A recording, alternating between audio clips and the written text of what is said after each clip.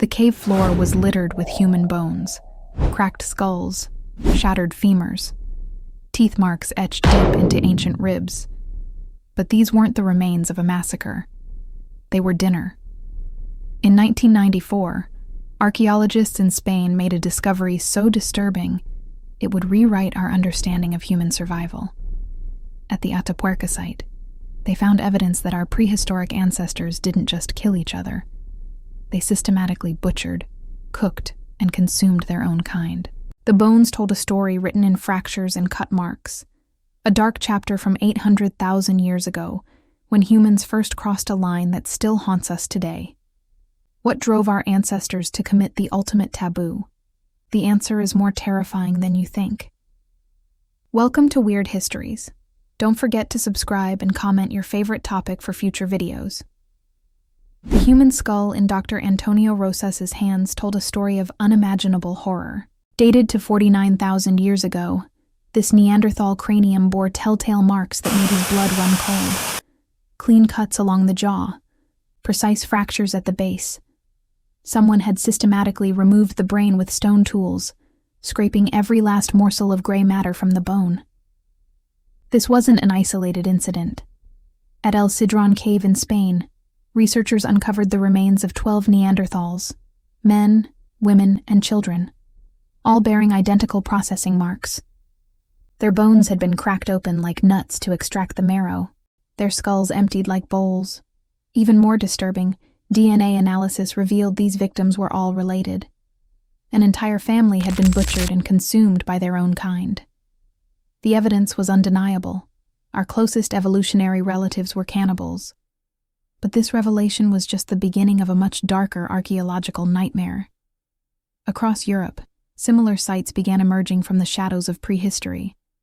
The Moulagirsi cave in France yielded 100,000-year-old Neanderthal bones, all bearing the same horrific signature: cut marks, fractures, and burn patterns that could only mean one thing. At Krapina in Croatia, archaeologists found 900 bone fragments from at least 24 individuals. Processed with such efficiency, it resembled an ancient slaughterhouse. The methods were disturbingly systematic. First, the soft tissues were stripped away using sharp stone blades. Then, the bones were cracked open with hammerstones to access the nutrient-rich marrow inside. Finally, the skulls were carefully opened to harvest the brain, the most calorie-dense organ in the human body. These weren't desperate acts of starvation. They were calculated procedures, refined through practice. But Neanderthals weren't alone in this grotesque behavior. The archaeological record revealed something far more unsettling. Cannibalism wasn't an aberration in human evolution. It was a pattern that stretched back nearly 1 million years, woven into the very fabric of our species' survival. The bones at Atapuerca's Grandolina site in Spain shattered every assumption about early human behavior. Dating back 800,000 years, these remains belong to Homo antecessor, some of our earliest European ancestors. The evidence was horrifying in its clarity.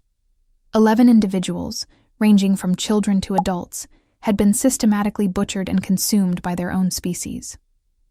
Lead researcher José María Bermúdez de Castro made a chilling observation. The cut marks on these ancient bones were identical to those found on animal remains at the same site. Humans had been processed exactly like game animals: throats slit, flesh stripped, bones cracked for marrow. The children's remains showed the same brutal treatment as the adults. No mercy was shown based on age or kinship. What made this discovery truly terrifying was its implication. Cannibalism among early humans wasn't a last resort during desperate times. It was routine behavior, as normal as hunting deer or gathering berries. The Atapuerca site showed clear evidence of repeated cannibalistic episodes spanning thousands of years. The processing techniques were remarkably sophisticated. Stone tools found at the site had been specifically shaped for dismemberment. Thin, sharp blades perfect for filleting human flesh from bone. Percussion marks indicated the use of hammerstones to crack open skulls and long bones. Even more disturbing, some bones showed evidence of being boiled, suggesting these ancient humans had developed cooking methods specifically for human meat. Archaeological evidence from Africa painted an equally dark picture. At sites like Clay's River mouth in South Africa, researchers discovered 120,000-year-old human remains bearing the same ominous signatures: cut marks on skulls, fractured limb bones, charred fragments indicating cooking over fire. The pattern was global and persistent. Perhaps most unsettling was the discovery that these cannibalistic practices weren't isolated incidents of violence. Many sites showed evidence of long-term occupation, suggesting communities where eating human flesh was an accepted part of daily life. Children grew up watching their parents process human remains. Teenagers learned the proper techniques for extracting brains from skulls. Generation after generation, the knowledge was passed down like any other survival skill. The question that haunted researchers wasn't whether our ancestors were cannibals. The evidence was overwhelming. The question was why this behavior became so deeply ingrained in human culture across continents and millennia. The most bone-chilling discovery came from Gough's Cave in England, where researchers uncovered evidence of what they called sophisticated butchery techniques dating back 14,700 years. But this wasn't just cannibalism. It was something far more disturbing. The human skulls had been carefully shaped into drinking cups. Femur bones were fashioned into tools. Children's ribs bore gnaw marks from human teeth. Dr. Sylvia Bello, who led the analysis, found that these Ice Age humans had developed an entire toolkit specifically for processing human bodies. They used specialized stone implements to remove scalps, extract tongues, and hollow out eye sockets. The precision was surgical, the methods refined through generations of practice. What made Gough's Cave particularly horrifying was evidence suggesting the victims were still alive during some of the butchering process. Stress fractures in several bones indicated desperate attempts to escape. Defensive wounds on forearms told stories of final struggles. These weren't mercy killings. They were calculated torture sessions that ended in consumption. The skull cups revealed another disturbing truth. Cannibalism among these ancient peoples wasn't just about nutrition. It was ritualistic. The careful crafting of human craniums into vessels suggested ceremony, tradition, and symbolic meaning. They weren't just eating human flesh. They were celebrating it. Similar skull modifications were found across prehistoric Europe, from France to Germany to the Czech Republic. The Herxheim site in Germany yielded over 500 human bone fragments, all bearing identical processing marks. Mass graves contained the remains of at least 450 individuals who had been systematically butchered. The scale suggested not just family conflicts, but organized cannibalistic events involving entire communities. The evidence painted a terrifying portrait of prehistoric life. For hundreds of thousands of years, humans lived in a world where eating your neighbor wasn't just possible, it was expected. Where children learned to crack open skulls before they learned to make fire.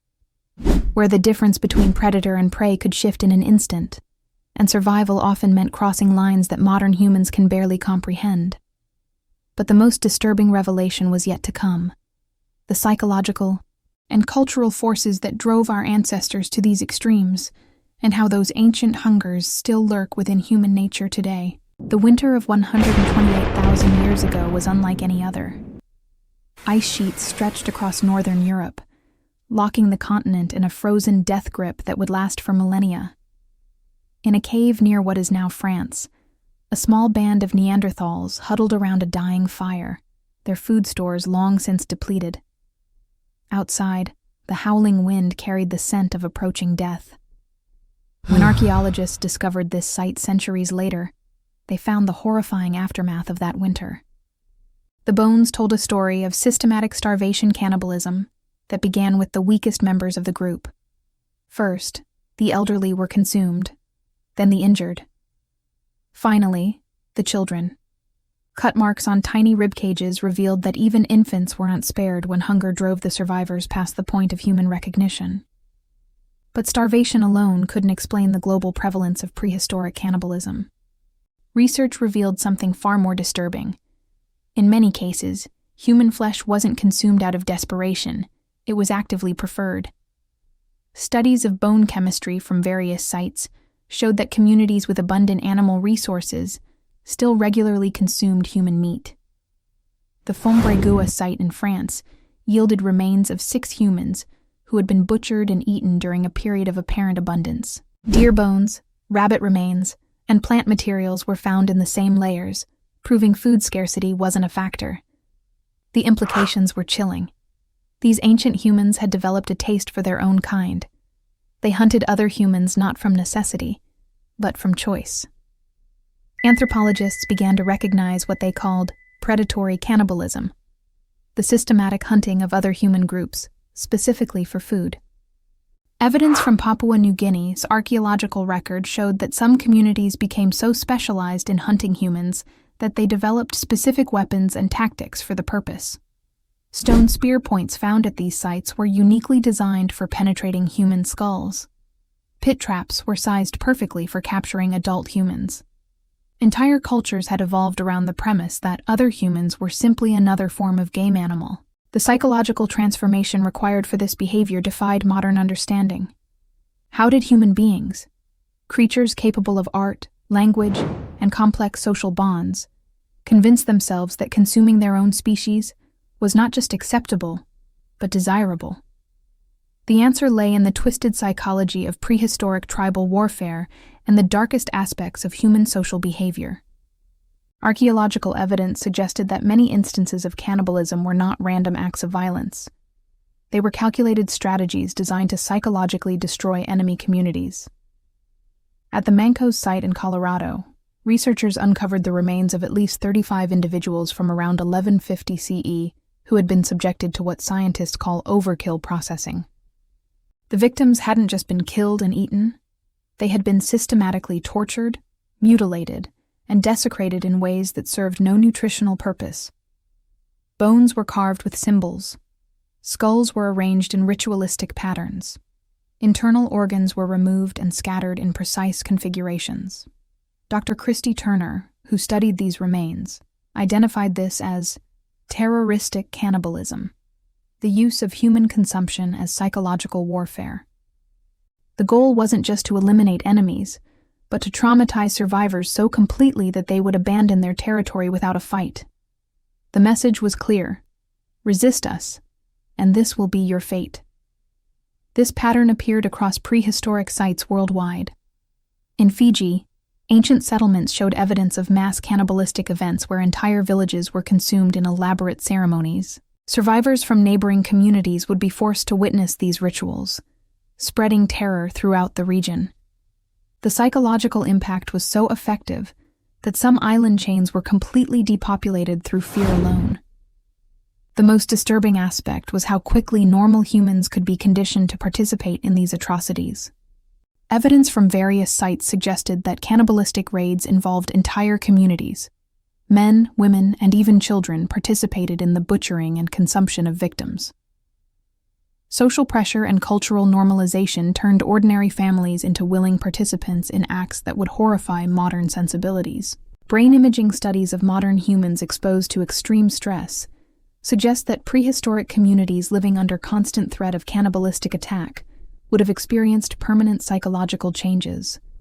Chronic fear would have rewired their brains, making violence and consumption of enemies seem not just normal, but necessary for survival. Over generations, these psychological adaptations became embedded in cultural DNA. The terrifying truth was that cannibalism became self-perpetuating. Communities that practiced it gained tactical advantages over those that didn't, leading to its spread across prehistoric populations like a psychological virus. The final piece of the prehistoric cannibalism puzzle was perhaps the most disturbing: the role of ritualistic consumption in early human religious and social practices. Evidence from sites across the globe suggested that eating human flesh wasn't just about survival or warfare. It was about power, spirituality, and the fundamental structure of ancient societies. At Herxheim in Germany, archaeologists discovered what they termed a death pit, containing the remains of nearly 1,000 individuals who had been systematically butchered over several generations. But the arrangement of bones revealed something more sinister than mass murder. Skulls were organized by age and gender. Limb bones were sorted by size and carefully stacked. The entire site resembled a massive ritual altar where human sacrifice and consumption had become institutionalized. Carbon dating revealed that these cannibalistic ceremonies had continued for over 50 years, suggesting multiple generations of participants. Children born into this community would have grown up watching their parents consume human flesh as a normal part of religious observation. The psychological conditioning required to maintain such practices across decades indicated a complete cultural transformation, where cannibalism became sacred duty. Similar sites in South America showed evidence of what researchers called ancestor consumption, the ritual eating of deceased family members. But forensic analysis revealed that many of these ancestors showed signs of being killed specifically for consumption while still healthy.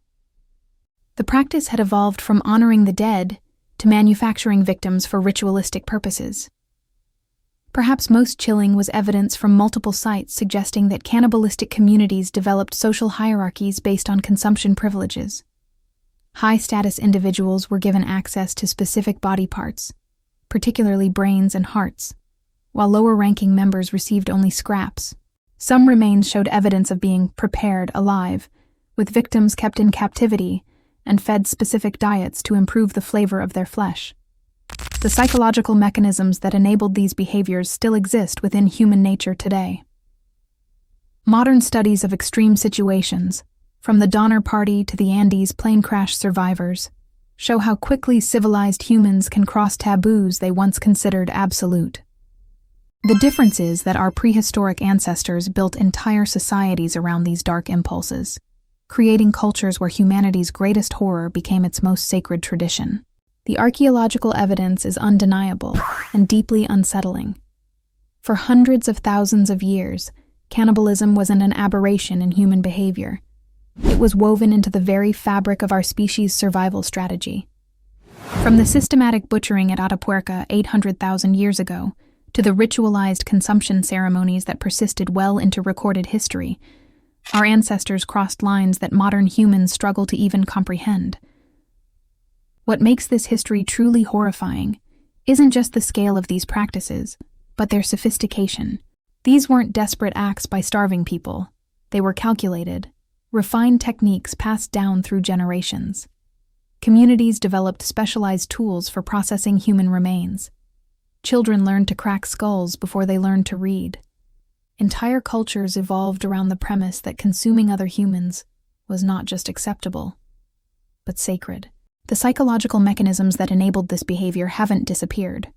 They still lurk within human nature, waiting for the right circumstances to emerge.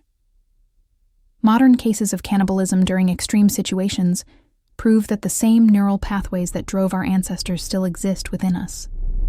We're not as far removed from our prehistoric past as we'd like to believe. Perhaps the most chilling realization is that these practices weren't abandoned because humans became more civilized. They were abandoned because they became unnecessary. Improved food security, stronger social institutions, and more effective forms of psychological warfare made cannibalism obsolete. But the capacity remains, dormant in the darker corners of human psychology. The next time you look in the mirror, remember, you're staring at the descendant of cannibals. Your ancestors survived by consuming their own kind, and their success is the reason you exist today. That's not a comfortable truth, but it's our truth nonetheless. These prehistoric horrors are just one chapter in humanity's dark history. What other secrets are buried in ancient sites around the world? What other uncomfortable truths about human nature are waiting to be uncovered?